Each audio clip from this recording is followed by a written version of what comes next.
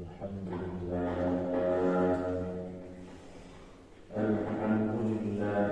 نحمده ونستعينه ونستغفره ونؤمن به ونتوكل عليه ونعوذ بالله من شرور أنفسنا ومن سيئات أعمالنا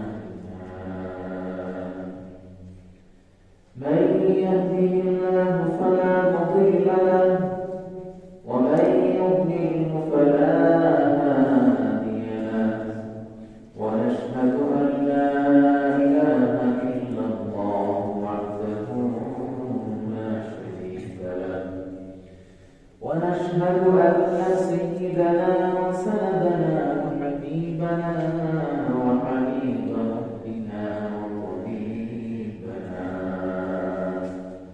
وطبيب قلوبنا ومولانا محمدا عبده ورسوله صلى الله تعالى عليه وعلى آله وأصحابه وبارك وسلم تسليما كثيرا أما بعد فأعوذ بالله من الشيطان الرجيم بسم الله الرحمن الرحيم إن عدة الشهور عند الله 12 شهرا في كتاب الله يوم خلق السماوات والأرض منها 4 حرم ذلك الدين القيم فلا تظلموا فيهن أنفسكم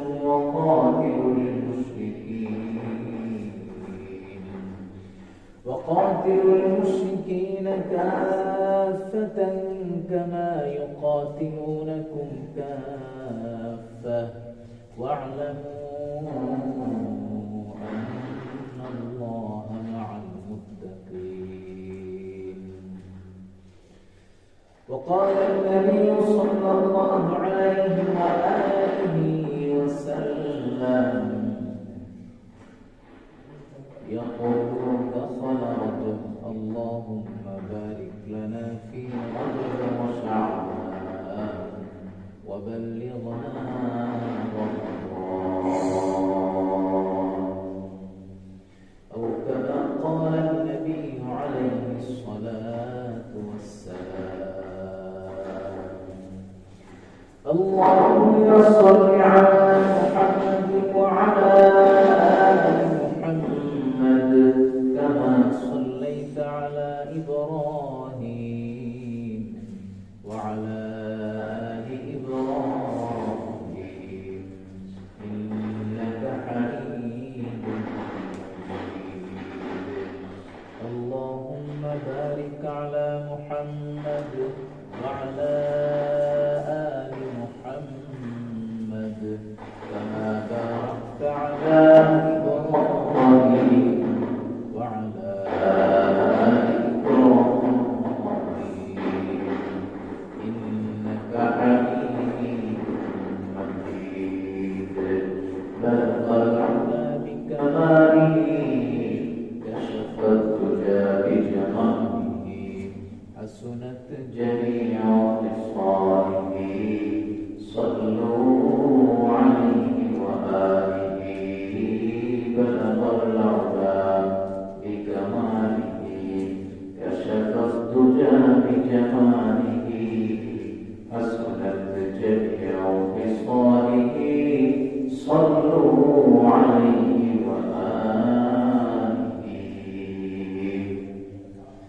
الحمد لله الله পাক রব্বুল আলামিনের দরবারে শুকরিয়া আল্লাহ পাক রব্বুল আলামিন আমাদেরকে জুমার নামাজ আদায় করার জন্য ঘর থেকে বের করে মসজিদে আসার তৌফিক দিয়েছেন আবহাওয়া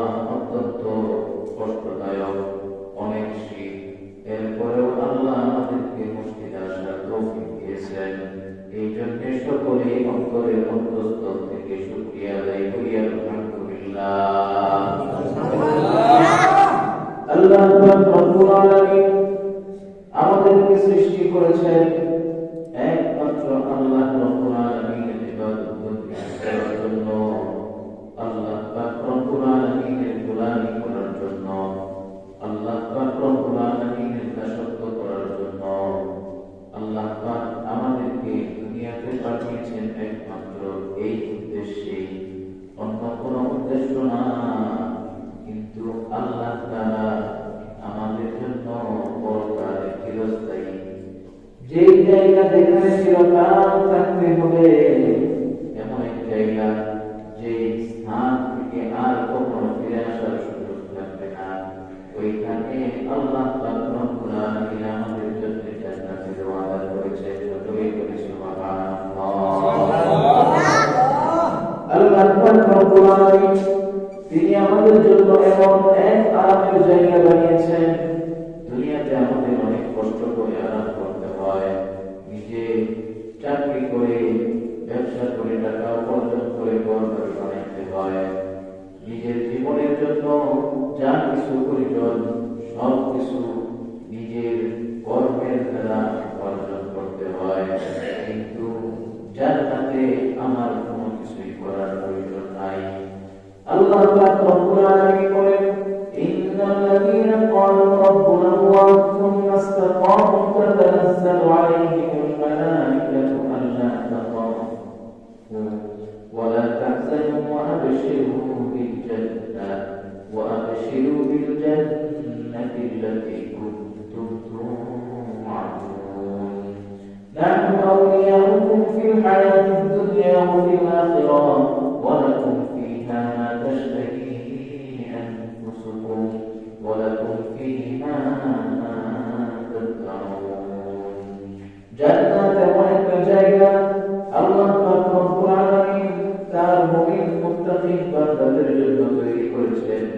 ওই জায়গায় দুনিয়াতে মানুষ যেমন কোনো কিছু মনে চাইলে পায় না, কিন্তু আল্লাহ তাআলা ওই জায়গায় এমন একটা অবস্থা তৈরি করেছেন যে মন শুধু বলবে, ওয়ালাকুম ফিহা মা তাশতাহি আনফুসুকুম ওয়ালাকুম ফিহা মা তাদউন। শুধু বড় বড় কথা ইচ্ছা করছে, আমি অমুক জায়গায় যাব, আমি অমুক জিনিসটা খাবো, আল্লাহ পাক রব্বুল আলামিন সঙ্গে সঙ্গে উপস্থিত করবেন। সকলেই বলি সুবহানাল্লাহ। আমরা জান্নাতে যেতে চাই কিনা? চাই। কে কে চাই না? সবাই চাই, কিন্তু দুনিয়াতে আসছি জান্নাতটা কামাই করার জন্য। সেই হিসাবে দুনিয়াতে আমাদের কার্যক্রম কেমন হওয়া যায়, কেমন করে চললে জান্নাত পাওয়া যায়, কেমন করে চললে আল্লাহকে পাওয়া যায়, ওইভাবে আমি আপনি চলতেছি কিনা। আল্লাহ